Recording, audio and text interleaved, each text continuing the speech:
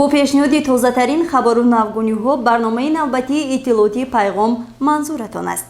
дар студия бо шумо Мартаба Раҳмон ва Вайс Муилҷон Холов. Ассалому алайкум.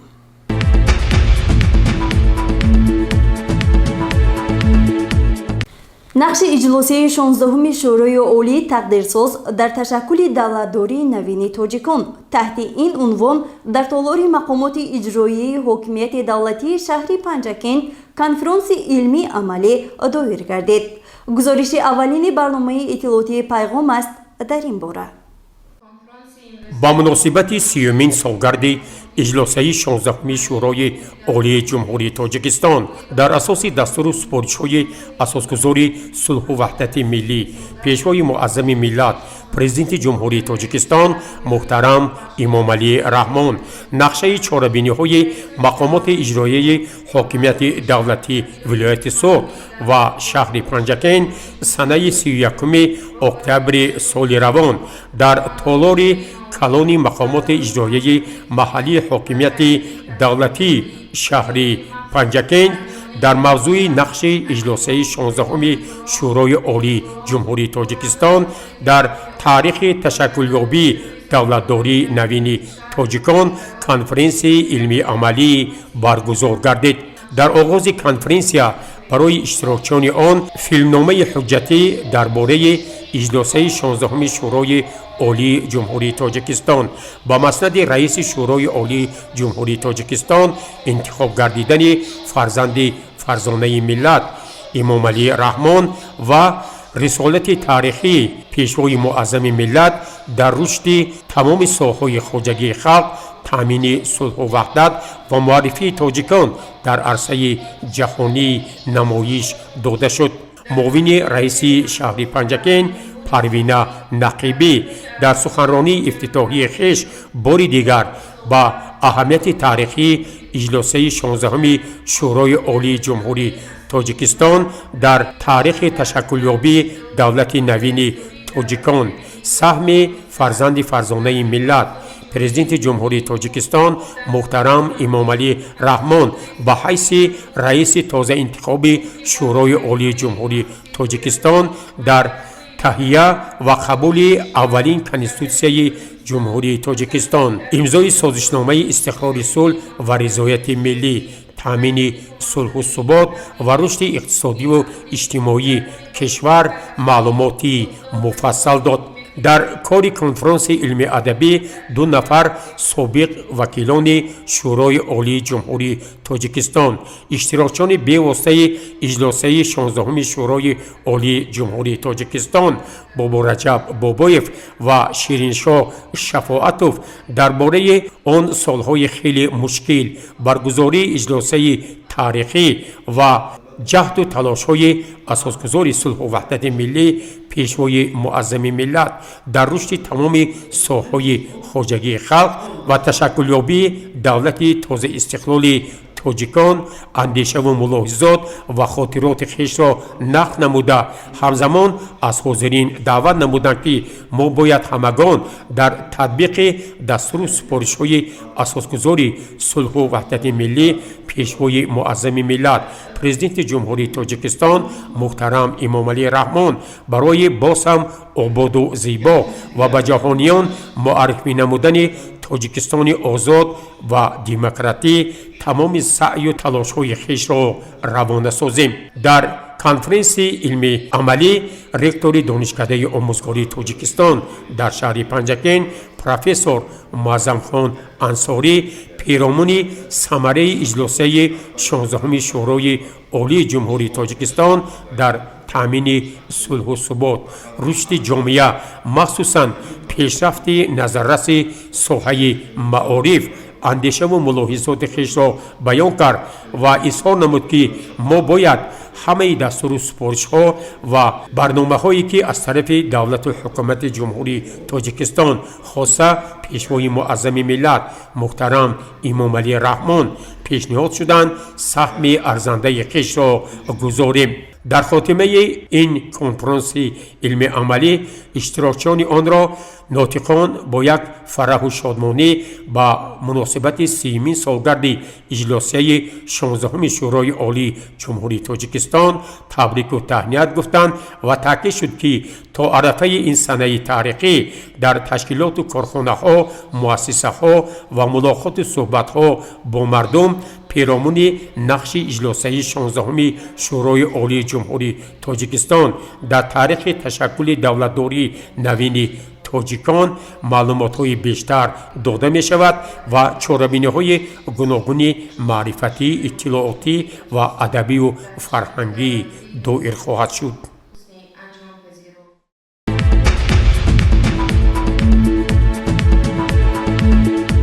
در دایره لایحه‌ای بلند برداشتن مقام اجتماعی شخصانی معیوبیت داشته در ولایت سوخت با تشبث تشکیلات جمعیتی زنان معیوبیت داشته صفای کنیبادم در مؤسسه تحصیلات میانه عمومی رقم 68 دهه قمسای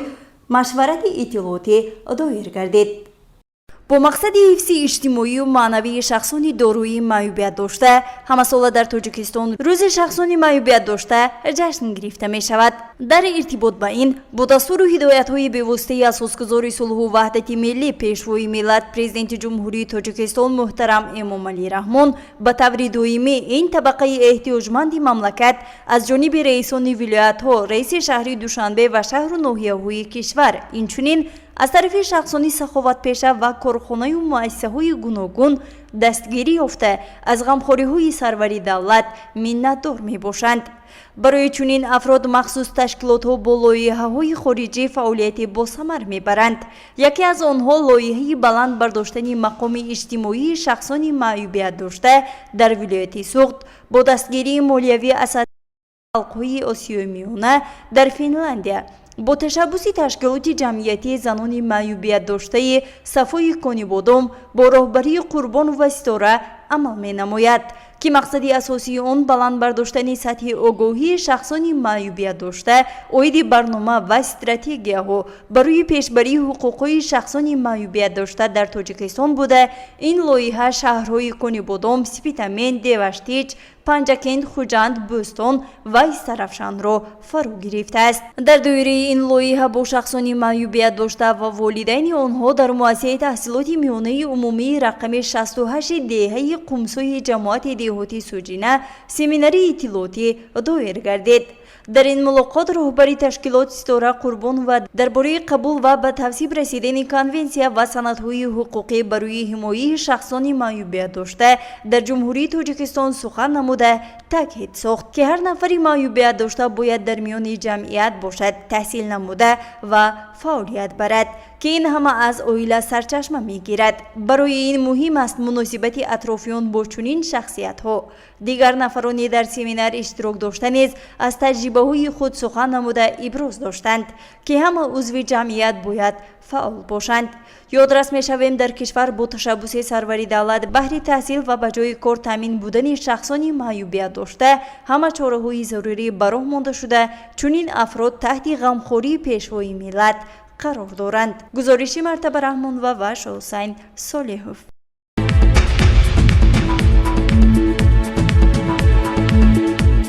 ساکنان دهه‌های مهر و صاحب نظر جماعت دهاتی سرازم با حشر عمومی خلقی بام مکتب دهه را تعمیر نمودند.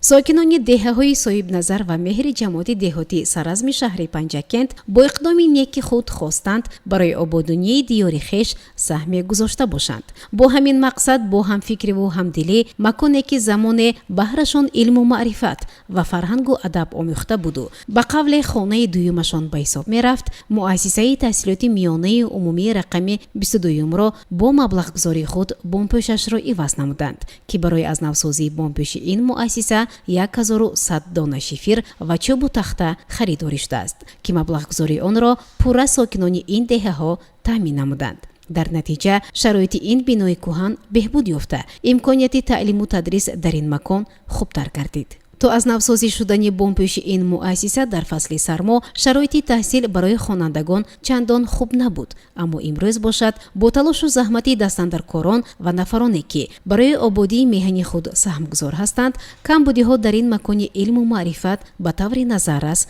бартараф карда шуданд. Бояд тазаккур дод ки ин муассисаи миёнаи таълимӣ соли 1961 сохта ба истифода дода шуда буд ки аз он то имрӯз 51 сол сипарӣ шудааст. Дар дабистони мазкур имрӯз наздик 700 нафар хонанда таҳсил доранд ки ба онҳо 42 нафар омӯзгорони варзида таълиму тарбия медиҳанд. ба гуфти бошандагон, нақши ин муассиса барои ба камол расонидани ҷавонони ба нангу ба номуси миллат назаррас буда, кадрҳои соҳибтаҷрибаеро ба воя расонидааст. Бар замми ин иқдоми хайрӣ бошандагони деҳаҳои соҳибназар ва меҳри ҷамоати деҳотӣ Саразм дар партави дастуру супоришҳои пешвои муаззами миллат муҳтарам Эмомалӣ Раҳмон, раиси вилояти Суғд Раҷаббой Аҳмадзода ва раиси шаҳри Панҷакент Абдухолиқ Холиқзода, вакили шаҳри Қӯчқоров иқдоми некеро пеша карда муассисаҳои таҳсилоти миёнаи умумии рақами 22, 48 ва 110-ро бо ҳезум пурра таъмин кардааст, то ин ки хонандагон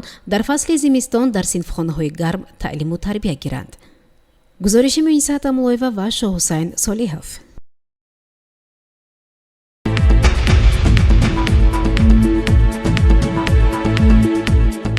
аз тарафи бахши кор бо ҷавонон ва варзиши шаҳри Панҷакент дар муассисаҳои таҳсилоти миёнаи умумӣ мулоқоту суҳбатҳо оид ба масъалаҳои мубрами рӯз идома дорад. бо мақсади иҷрои дастуру супоришҳои раиси шаҳри Панҷакент Абдухолиқ Холиқзода ва тибқи нақшаи кори бахши кор бо ҷавонон ва варзиши мақомоти иҷроияи маҳаллӣ ҳокимияти давлатии шаҳри Панҷакент дар ҷамоатҳои деҳоти Вору, Лоиқ Шералӣ, Чинор ва маҳаллаҳои шаҳр оид ба мавзӯъҳои мубрами рӯз, аз ҷумла пешгирии шомилшавии ҷавонон ба ҳизбу ҳаракатҳои террористӣ ва экстремистӣ, баландбардоштани маърифати ҳуқуқӣ ва ватандорӣ, даъвати ҷавонон барои хизмат ба сафи қувваҳои мусаллаҳи кишвар, вусъати корҳои ободониву созандагӣ ва дигар масъалаҳое ки имрӯз ҷомеаи мо дар асоси дастуру супоришҳои асосгузори сулҳу ваҳдати миллӣ, пешвои муаззами миллат, президенти ҷумҳурии Тоҷикистон муҳтарам Эмомалӣ Раҳмон бояд амалӣ намоянд, тадбирҳои мушаххас амалӣ гардид. дар ин мулоқоту суҳбатҳо корманди масъули бахши кор бо ҷавонон ва варзиши шаҳри Панҷакент Беҳзоди Муҳаммадӣ пиромони ин мавзӯъҳои мубрам андешаву мулоҳизоти хишро иброз намуд ва аз иштирокчиён даъват кард ки бояд мо барои ободии ватан ва пешрафти тамоми соҳаҳои хоҷагии халқи кишвари азизамон аз ҷумла шаҳру деҳоти Панҷакент саҳми арзандаи хишро гузорем.